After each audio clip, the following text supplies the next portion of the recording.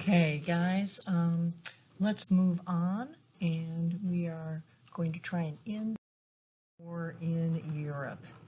But Hitler has a few tricks up his sleeve. We've had D-Day. We know that this is the turning point of the war.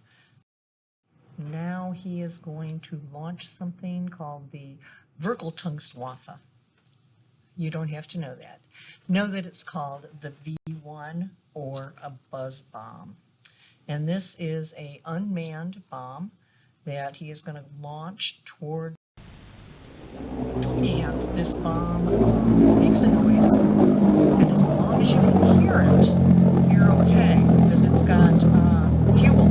But the thing is, it's no GPS or anything. They're just launching towards cities. And as soon as the fuel runs out, it goes down. And when it goes down, it will explode. So people weren't worried too much as long as they could hear it. Whoops, here it's coming. And it's going to hit buildings. He's going to launch a bunch of these V1s towards Britain. And luckily, you can see here, the radar, it was small, and at first the radar didn't pick it up. But then they adjusted things, so radar started to be able to pick up some of these V1 bombs, these buzz bombs, and the RAF was able to shoot down. So one last battle, and we're going to have a large loss of life in this one. It's called the Battle of the Bulge. And as we start to move across France and we have the operation to go towards Germany, Hitler hits us with one big battle. He throws everything he's got at it. And he's able to put a bulge in our line. We finally get to regroup, and it's going to result in 100,000 German casualties. And this will be the largest land battle in Western Europe. So you can see here where Germany comes in, how the line of the Allies is going to bulge. Okay, back his idea was to break through the line, get to the port, cut us in two, and horrible weather, absolutely horrible weather. This is December and January. Eisenhower's not around. Bradley's gone on vacation. They just did not, this was a surprise attack, and horrible snow. So the snow finally will break, and we're able to send in air cover, and General Patton is going to be able to get through with his tank division and pretty much save the day in the Battle of the Bulge. And now we will be moving towards Berlin, coming across. This is going to be the final meeting of the big three.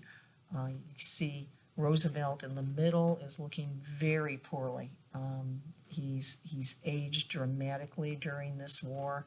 And in February of 1945, he meets with Stalin there on the right and Churchill on the left. And they know they've got Germany on the run, and they talk about what are we going to do with Germany. So the key goal is not to have another Versailles Treaty, not to set it up to where Germany is going to be in trouble again and start another war. So what they decide to do is they will divide Germany into four. And the Americans will have one, Soviets will have control of one, the British will have control, and the French. Berlin, their main city, several million people, will also be divided into four sectors, and the only problem with that is Berlin is going to be in the Soviet section, and we'll talk about the problems we run into there when we get into the war. So they also want to know all these countries that have been taken over by Germany, what are we going to do with those? And basically, member self-determination under Wilson, they say, let's let them decide. Let's let these countries decide what to do. Stalin says, okay with me. Stalin's lying. He is not going to let these countries decide. He is going to want a buffer between him and the rest of Europe. So he is lying. Stalin also agreed to declare war on Japan and help us out with Japan right after Germany surrenders. This was kind of a bad deal because they're going to get their foothold in places like Korea, and Roosevelt didn't make his best deal here. So this is the Yalta Conference. Know exactly what happened there and what. Yeah. So this is just kind of showing the Germans being surrounded. Okay, the Russians are coming in from the east. We're coming in from the west. And on April 12th, 1945, Franklin Roosevelt dies. Now, here's a man who's been elected 4 times to president. And you can see that the nation will mourn. This is a headline. The new president is going to be Harry S. Truman, and the forces are still moving towards Berlin. So Franklin Roosevelt dies before the war. This is President Truman here on the left, his wife, who doesn't look too happy. She never was a happy first lady, and that's his daughter on the far right. So Truman becomes president of the United States, and he has only been vice president for a very short time and really not been involved in policy. Shortly after Franklin Roosevelt's death, Hitler is dead. The Russians are coming in. They're basically right at his door, and he commits suicide. And on April 30th, 1945, Hitler is dead. Shortly thereafter, their generals sign an agreement to end the war. And this is Victory in Europe, or VE Day. And you can see the celebration when the war is over in Europe. The Soviets come in. You can see the Soviet flag here. And Germany signs an unconditional surrender. This is what was agreed to at those Casablanca, that we weren't going to take any terms. And so this is the victory in your headline. And the celebration when our allies retake Paris. And so you remember earlier you saw Hitler marching into Paris. Now you see the Americans into the Arc de Triomphe. Okay, so now let's go back to the Pacific. Well, the war is over in Europe, but we're still fighting the Japanese. The Japanese are not going to surrender for some time. We've had the Coral Sea. We've had the Battle of Midway, which was a huge victory where we destroyed those Japanese carriers. That's just review. And we've started our island hopping. Remember, we talked about starting down here in the Solomon Islands, and Battle of Guadalcanal is going to be the first land battle where the Marines are landing. So the Battle of Guadalcanal lasts for 6 months. This is where we see how determined the Japanese are. They have suicide charges, but ultimately the Marines are going to take that. Then we're going to go after the Philippines. We have the largest sea battle called the Battle of Leyte.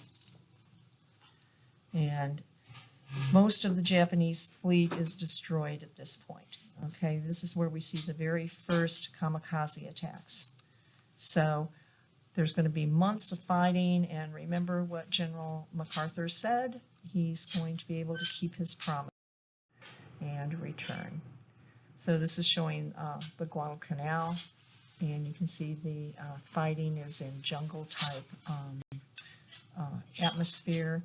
This is a really, really tough battle, but it is our first land battle, and we are advancing. And here's General MacArthur, and he had several photo shoots as he's returning and wading ashore in the Philippines. Part of the island hopping is we're moving up to the north, and the ultimate goal, of course, is Japan. We're going to be fighting at an island called Iwo Jima, and what you're looking at here are the Marines raising the flag on Mount Sarabuchi. This is a famous picture that you've probably seen. Why did we want that? Because it had airfields. So we needed to protect our bombers, and as we move closer and closer to Japan, and we needed those airfields. So this is an island that we had to have, and this is going to be one of the worst casualty battles for the United States up to. You can see here by the map, going to Iwo Jima, it's only 650 miles from Tokyo. It's a volcanic island, and the Japanese had lots of time, and they basically had dug tunnels into this volcanic island. So it's not real big, about 1/3 the size of Manhattan Island, and we are going to bomb the heck out of them and actually land, and we think we're in good shape, and then they start coming out. They were commanded by this man, General Karabayashi. You don't have to remember that, okay? But what you do remember is, remember we've talked about this Bushido Code. And the Bushido Code was the Japanese were not going to surrender. They believed that surrender was a disgrace and that it was better to die than to give up. So basically he told that they were to take 10 Americans before they would surrender.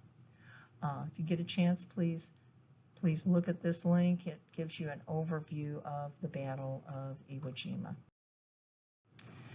So, tunnels everywhere, over 1,500 rooms, 16 miles of tunnels. Their whole deal was they planned on dying rather than surrendering, and to kill 10 Americans before they themselves were killed or committed suicide. In order to get them out of the tunnels, we end up using flamethrowers, and then ultimately we would throw bombs in and close up the tunnels to dislodge the Japanese. It was a bloody battle, and we are going to lose lots and lots of guys in this battle. By the war's end, 2,400 B-29 bombers and 27,000 crewmen did make emergency landings on this island. So it was an island that was crucial to winning in the. Here are your casualties: 12,500, mostly Marines, killed, few Navy guys as well, 36,000 wounded. 93,000 Japanese are killed. 94,000 civilians are killed. This is at Okinawa, our next stop. This is Iwo Jima and Okinawa are the bloodiest battles Marines ever fought. And this is where you're going to see the uptake of kamikazes. More and more as the Japanese got more and more desperate. The kamikazes are suicide pilots. They load up explosives in the nose of the plane, and they aim for the waterline.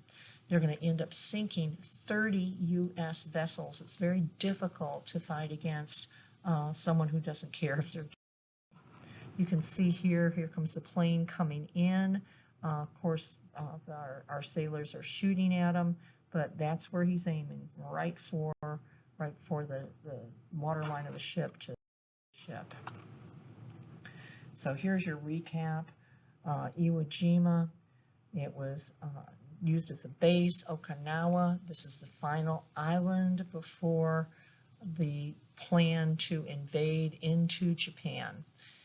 Japanese are still refusing to surrender. They've lost over 110,000 troops. There's a huge civilian loss, and we finally gain control of Okinawa, start in April, and it takes until June to take control of it.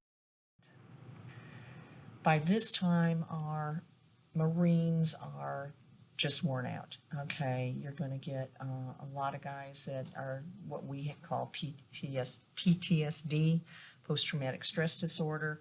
Didn't call it back then, but that's basically what it was.